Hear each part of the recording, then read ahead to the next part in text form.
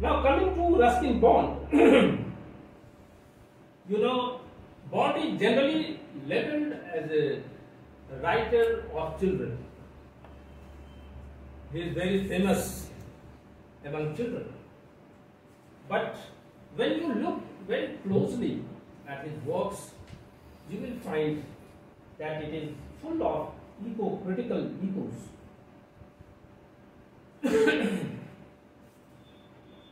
Bond is one of the few writers of India who evoke, the word is evoke, he evokes such universal concern for ecology and environment. The key concepts of eco-criticism lie in its poncho for ethical commitment towards nature and interdependence between humans and natural world. Very beautifully he has done it, showing the change, showing the interdependence between human and non-human world. It also stresses our ethical rectification towards nature. Bond, while pronouncing his deep concern about Mother Earth, he says, and I quote, "I am told that this entire region is eco-fragile. I should think most of our Earth is eco-fragile, having had to put up with hundreds of thousands of years of human civilization."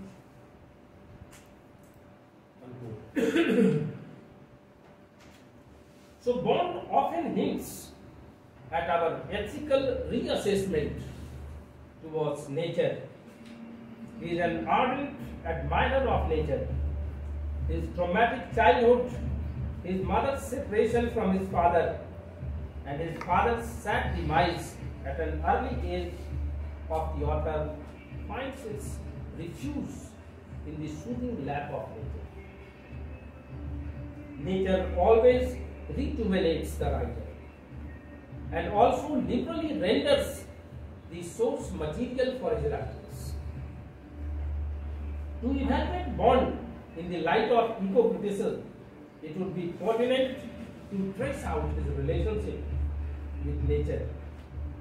Nature is not only a decorum for his artistic purpose, it is a perennial source of inspiration. A guardian spirit in his loneliness and a transcendental celestial existence in the later period, which culminates in his humanism with the world of flora and fauna. The way you think about Wordsworth, you may be forced to feel about Ruskin Bond.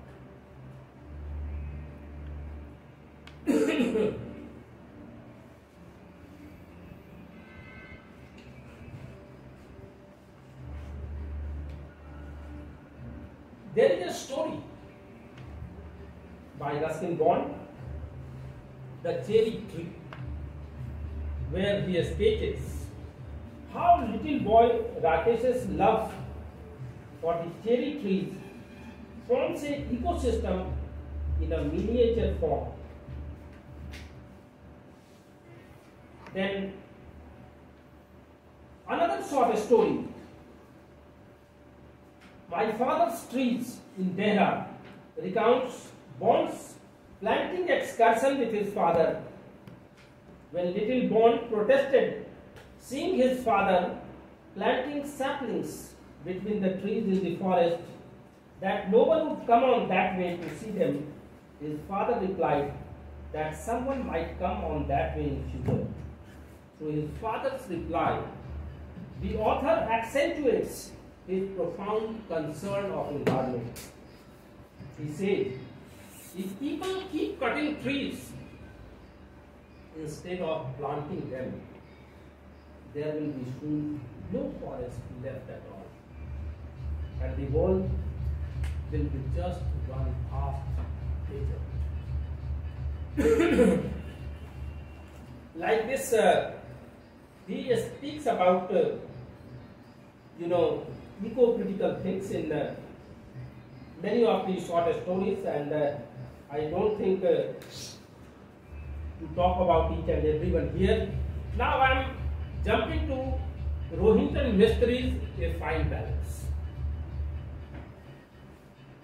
It is also an ecologically conscious text which elucidates the eco-sensitive issues. The novel encourages readers to maintain an ecological balance to preserve the integrity of our environment. Mystery shows his concern for the hills and its flora and fauna in this novel. He introduces 4 characters as they meet in Mumbai, and tells on their personal histories are so linked or so intertwined as to weave out the fabric of the narrative. Deena, the elderly Parsi spinster, engaged Ishwar and Om as tailors, have their own sorrowful past which they have left behind for a better economic pursuit. Manik, a young boy who joins them, has come to attain educational degree, is the son of Deena's school friend, Abad Sodabala. He was born and brought up in the healthy environment of the hills, is reluctant to leave his home even for the pursuit of his studies. Mystery traces the fondness of Manak. As a child, found solace in the lap of nature. Mystery tries to hypnotize the readers with the biodiversity in the hills. But later Manik has to leave the hills and move to the city. When he arrives in this dream city, he gets a cultural shock. After a few years, when Manik goes back to the hills, he notices the massive destruction caused to the hills. At Mudwal, the government, under the guise of development, manages to destroy the natural resources. Manak decides to leave India and moves to Dubai. The government, without caring much about the environment, gives importance to the construction of roads for business concerns. When the so-called progress is the key concern of any country, caring for nature takes a back seat. We have all, in some way, been a part of this indeed. A fine balance also adds to another ecological dimension. The problem of existence.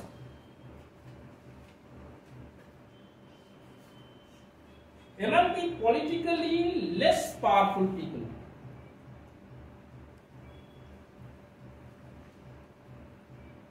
eco-criticism is an enormous, vast, expanding field. As Derek Pascal says, eco-criticism encompasses a wider range of theories and potential objects of interest. It encompasses the study of relationship between literature. For me, development is simply, that you are able to, survive yourself, just able to, purchase things for, dressing yourself. For other people, buying big apartments, making houses on the moon, that means development. So it is up to you to decide, to think, what is development for you? Am I right? Not convinced it seems. So just now you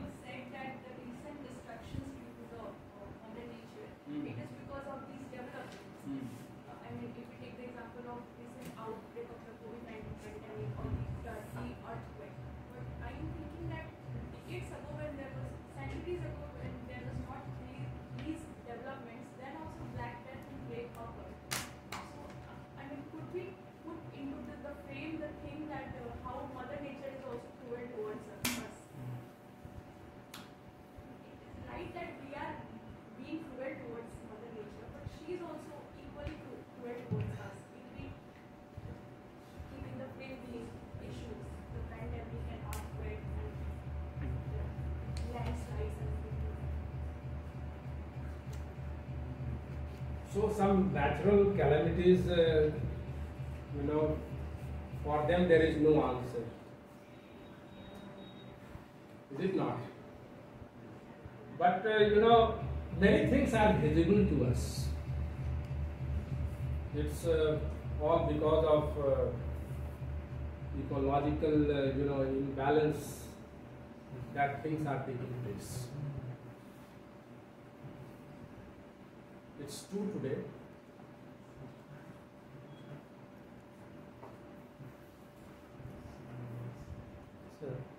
Sir, my name is Kumar. I'm a research scholar.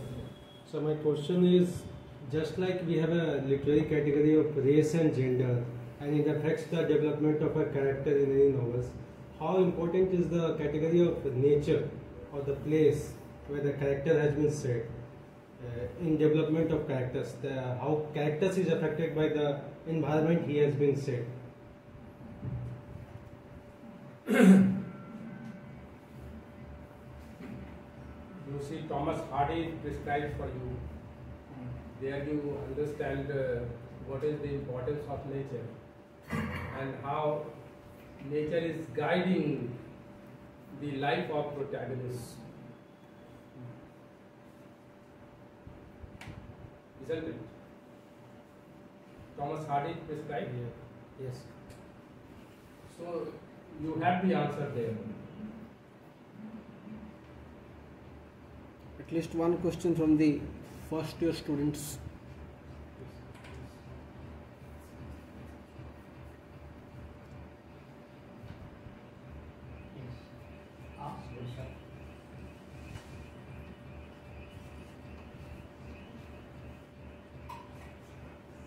Is there any text that makes you wonder about this new perspective, that this perspective could be applicable to anything that I've read so far or earlier?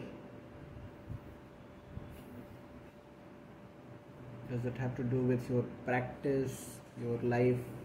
At least one sentence should be issued from the entire batch. Can we say Chipko movement related to See, when you speak of ecocriticism, it is a study, related to nature and environment. Okay, that is an issue of ecological concern, but that is not a part of ecocriticism. Because when you say ecocriticism, it means ecology and literature, the study of ecology and literature. So, inclusion of literature must be there. Then only it is ecocriticism. what is the root of ecocriticism? That we have talked just now. How it started. I talked about William Buckert, Cyril Blotfeldt, how they started, and before that there were a number of essays, pointing towards ecocriticism, but they had not taken up the form of a book. I gave you the history just now. Very good query. If we don't have any other addition or questions, then we may assume that our interaction here comes to a formal conclusion, comes to an end. Okay, thank you for the lively discussion. Thank you so much, sir. Thank you, I sir. really liked it. His defense for accreditation from JRF to SRF, and honorable expert has already okayed him for SRF. So congratulations, Rahul.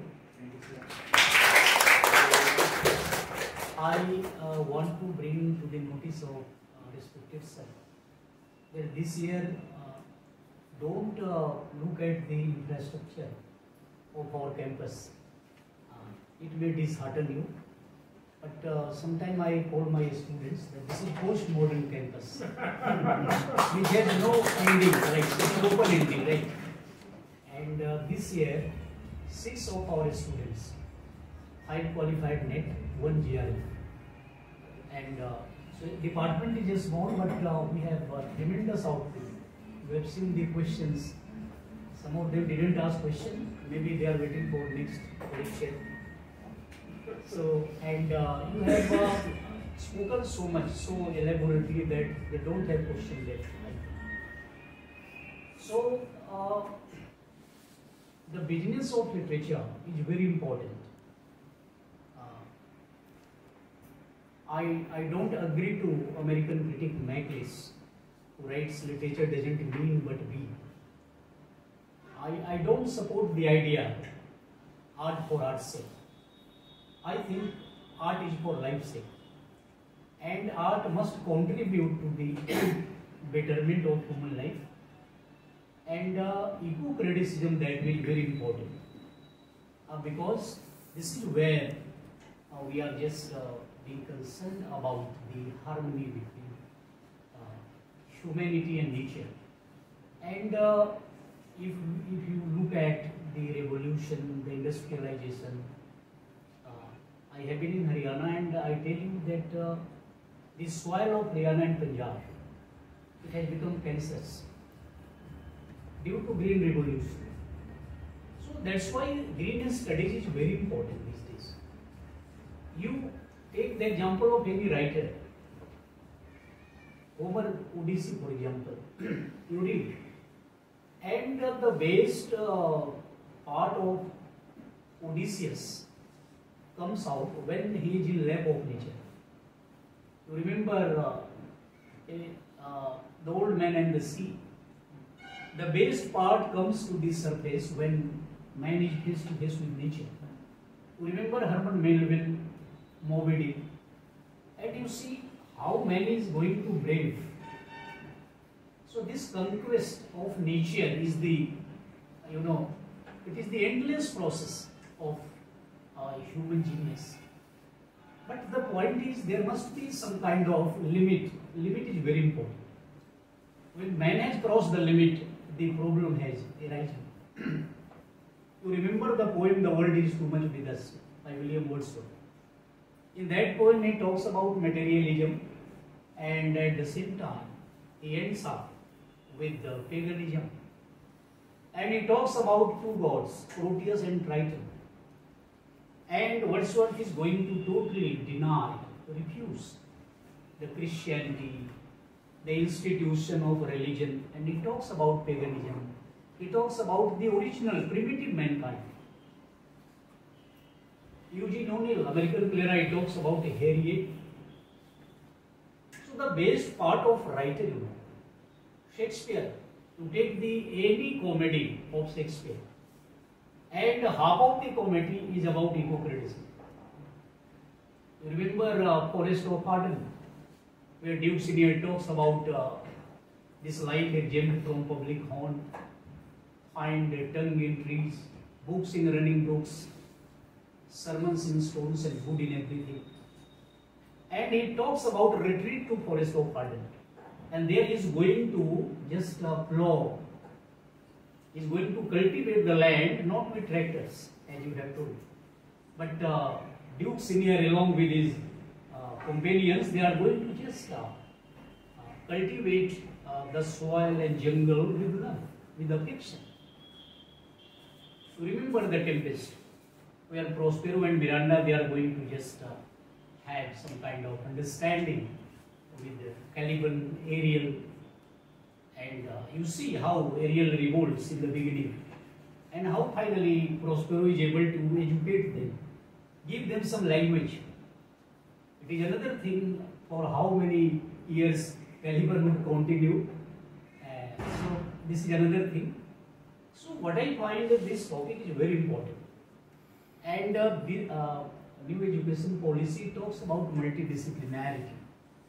It talks about multilingualism and multiculturalism. So we cannot dismiss eco-criticism. We cannot do without talking about environment. Environment is very important. Motihari is the place which is very small, but as far as pollution is concerned, Motihari is the highest polluted town of India.